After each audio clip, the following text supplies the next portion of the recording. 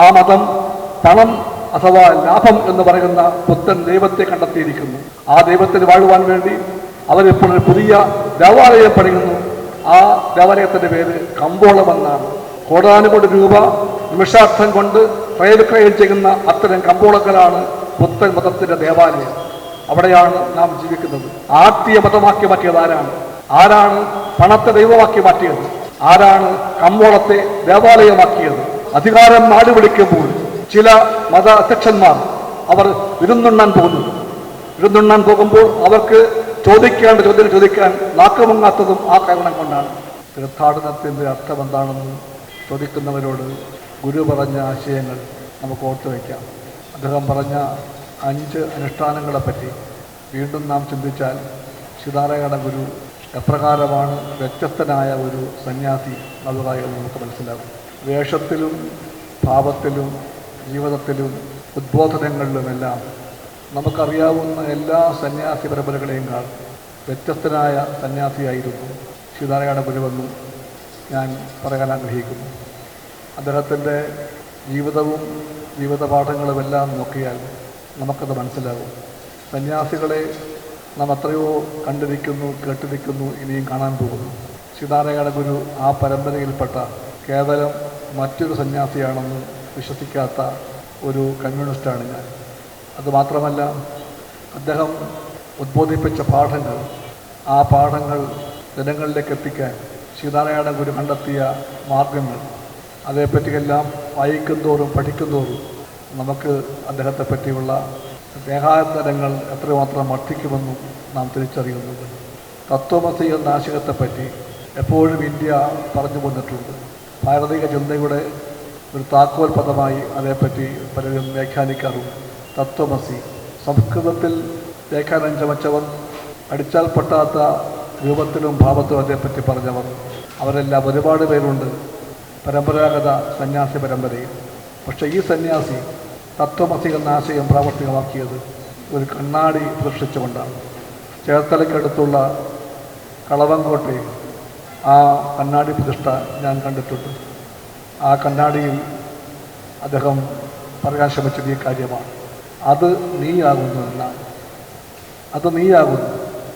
നീ തേടുന്ന ആ പരബ്രഹ്മം, നീ തേടുന്ന മോക്ഷദായകൻ, നീ തേടുന്ന എല്ലാത്തിൻ്റെയും ഒടുവിലത്തെ സമാപ്തിയാകുന്ന അന്വേഷണത്തിൻ്റെ ലക്ഷ്യം അതെന്താണ് എന്നറിയുവാൻ വേണ്ടി ഉഴറുന്ന, ഒരുപാട് പേരെ കാണാനും കേൾക്കാനും ശിക്ഷപ്പെടാനും വേണ്ടി അലയുന്ന എല്ലാവരോടുമായി ലളിതമായ മാർഗത്തിൽ സീതാരായണ ഗുരു പറഞ്ഞു, അത് നീയാകുന്നത്. നീ നോക്കുന്ന കണ്ണാടിയില്ലേ, ആ കണ്ണാടിയിൽ നീ കാണുന്ന നീയില്ലേ, ആ നീയാണ് എന്ന് പറയാൻ ശ്രമിച്ച ആ ശ്രമത്തിൽ വാസ്തവത്തിൽ ഞാൻ കണ്ടത് വിപ്ലവകാരിയായ ഒരു സന്യാസിയെയാണ്. സന്യാസി പരമ്പരയിലെ അന്നോളമുള്ള എല്ലാ കെട്ടുപാടുകളെയും ചോദ്യം ചെയ്തുകൊണ്ട് ആ കെട്ടുപാടുകൾക്കൊന്നും വഴങ്ങാൻ കൂട്ടാക്കാത്ത ധീരനായ ഒരു വലിയ ദാർശനികനെയാണ് ആ ഒറ്റ പ്രവൃത്തിയിലൂടെ നമുക്കെല്ലാം കാണാനാവുക എന്ന് ഞാൻ വിനയപരിസരം ഇവിടെ വ്യക്തമാക്കിക്കൊള്ളട്ടെ. ആ സീതാരായണ ഗുരു എഴുതിയത് വായിച്ചത് എല്ലാം നമുക്കറിയാം എങ്ങനെയാണ്. അതെല്ലാം മനുഷ്യൻ്റെ ഭാഷയിലായിരുന്നു. മനുഷ്യൻ്റെ ഭാഷയിൽ ചമ്പഴന്തിയിലെ ഒരു സാധു കുടുംബത്തിലെ ഓലമഞ്ഞ കൊച്ചു വീട്ടിലെ ജനിച്ച ആ സന്യാസി, ആ ആശാൻ, നാണുവാശാൻ, അദ്ദേഹത്തിൻ്റെ ജീവിതമെല്ലാം നമ്മൾ പഠിച്ചതാണ്, ഞാൻ ആവർത്തിക്കേണ്ടതില്ല. അദ്ദേഹം പിന്നീട് പറഞ്ഞ മുഴുവൻ കാര്യങ്ങളും മനുഷ്യർക്ക് വേണ്ടിയായിരുന്നു. അവരുടെ ഭാഷ അദ്ദേഹത്തിൻ്റെ ഭാഷയായിരുന്നു. ഈ സന്യാസിക്ക് മാത്രം വേഷം മനുഷ്യൻ്റെ വേഷമായിരുന്നു, അല്ലാതെ മറ്റൊരു വേഷമണിയാൻ അദ്ദേഹം കൂട്ടാക്കിയിട്ടില്ല. ഇത് എല്ലാം ഇന്നത്തെ ഇന്ത്യയിലെ പുതിയ വിശ്വാസ ലോകത്തിലെ പല പല പ്രകടനങ്ങൾക്കുമുള്ള അദ്ദേഹത്തിൻ്റെ മറുപടിയാണെന്ന് ഇപ്പോഴും നമുക്ക് ചൂണ്ടിക്കാണിക്കാൻ കഴിയും. നാം കാണുന്നുണ്ട് സന്യാസിമാരുടെ വലിയ വലിയ നിരകൾ പല സ്ഥലങ്ങളിൽ. ദേശീയ രാഷ്ട്രീയത്തിൻ്റെ എല്ലാ കേന്ദ്രങ്ങളിലും ഇപ്പോൾ അവർ നിറയുകയാണ്. എല്ലാ ചടങ്ങിലും സന്യാസികൾ നിറച്ചിട്ടുണ്ട്. പാർലമെൻറ്റിൽ നിങ്ങൾ നോക്കിയാൽ കാണാൻ കഴിയും, സന്യാസി വേഷധാരിയായ ഒരുപാട് MP-മാരെ കാണാം. അവരെല്ലാം എല്ലാത്തിൻ്റെയും മുമ്പിലാണ്. മുദ്രാവാക്യം വിളിക്കാൻ, ആട്ട് വിളിക്കാൻ, മറുഭാഗത്തെ ചിലപ്പോൾ കൂകിയിരുത്താൻ എല്ലാം കാണിക്കുന്ന പ്രവർത്തനങ്ങളിൽ ഞങ്ങൾ സന്യാസിമാരെ കാണാറുണ്ട്. അത്തരം സന്യാസിമാർക്ക് ഇന്ന് ക്ഷാമമില്ല നമ്മുടെ ഇന്ത്യയിൽ. ആ ചുറ്റുപാടിൽ നാം കാണുന്ന വേറൊരു കാഴ്ച എന്താണ്? ഏതാനും മാസം മുമ്പാണ് പാർലമെൻറ്റിൻ്റെ പുതിയ ഒരു മന്ദിരം ഉദ്ഘാടനം ചെയ്തു. ആ മന്ദിരത്തിൻ്റെ ഉദ്ഘാടന വേദിയിൽ സന്യാസിമാരുണ്ടായിരുന്നു. എല്ലാ ചടങ്ങുകളിലും ഇന്ന് സന്യാസിമാർക്ക് ഒന്നാം സ്ഥാനം കൊടുക്കാറുണ്ട് ഇപ്പോഴത്തെ ഗവൺമെൻറ്. പക്ഷെ ആ ചടങ്ങിൽ സന്യാസിമാരെല്ലാം നോക്കി നിൽക്കെ സന്യാസിമാരെക്കാളും വലിയ ആളായി വേറൊരാളെ അവിടെ നാം കാണുകയുണ്ടായി. അത് രാജ്യം ഭരിക്കുന്ന പ്രധാനമന്ത്രിയാണ്. ആ പ്രധാനമന്ത്രി സന്യാസിമാരെയെല്ലാം മാറ്റി നിർത്തിക്കൊണ്ട് അദ്ദേഹമാണ് ആദ്യത്തെ പൂജാ കർമ്മം നിറവേറ്റിയത്. ഇത് നമ്മുടെ രാജ്യം എത്തിപ്പെട്ടിരിക്കുന്ന ഒരു പുതിയ അവസ്ഥയാണ്. അധികാരവും വിശ്വാസവും തമ്മിലുള്ള ഒരു ബന്ധത്തിൻ്റെ സൂചനയാണ് ഇതെല്ലാം ചൂണ്ടിക്കാണിക്കുന്നത്. ചരിത്രത്തിൽ ഇത് പുത്തരിയല്ല. ലോകത്തും ഇന്ത്യയിലും നാം കണ്ടിട്ടുണ്ട് അധികാരം പലപ്പോഴും വിശ്വാസങ്ങളുമായി കെട്ടുവണങ്ങുന്ന ഈ കാഴ്ച.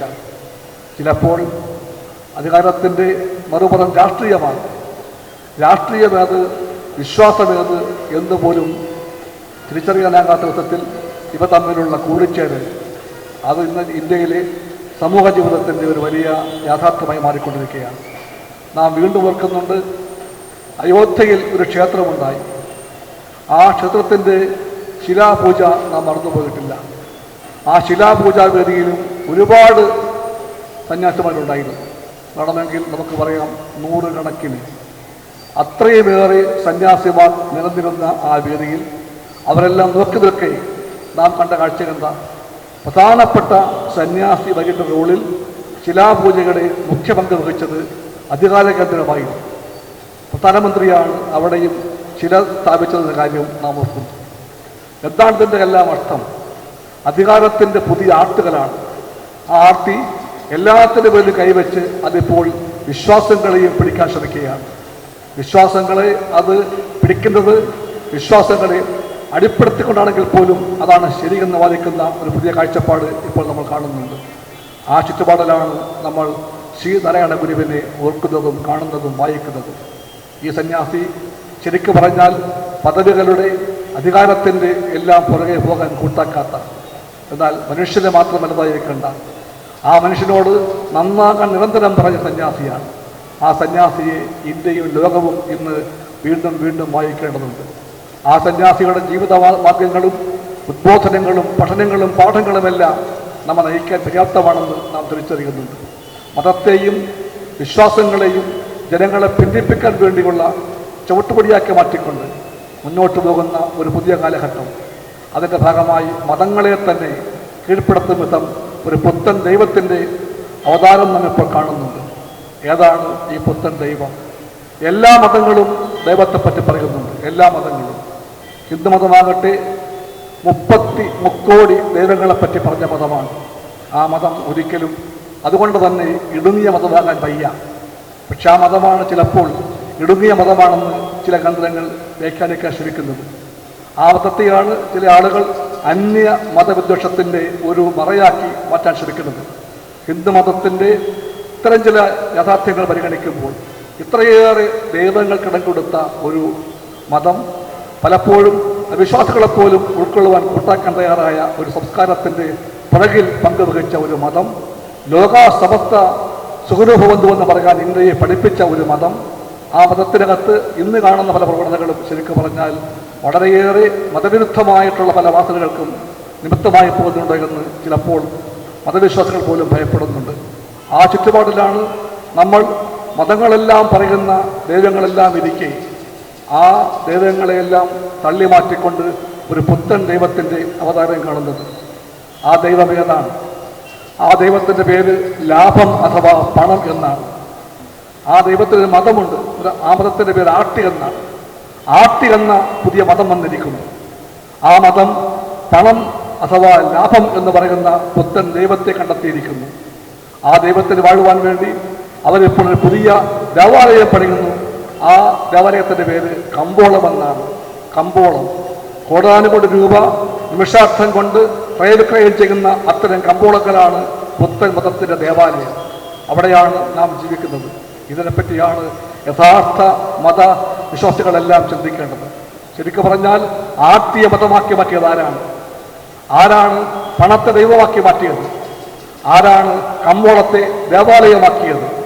ആ ചോദ്യങ്ങൾ ചോദിക്കാൻ മതങ്ങൾക്കെല്ലാം കഴിയാത്ത പക്ഷം മതങ്ങളെല്ലാം ഉള്ളുപൊള്ളയായ എന്തോ ഒന്നായി മാറുമെന്ന് ഉള്ള ആപത്ത് എല്ലാ മതങ്ങളെയും വെല്ലുവിളിക്കുന്നുണ്ട്.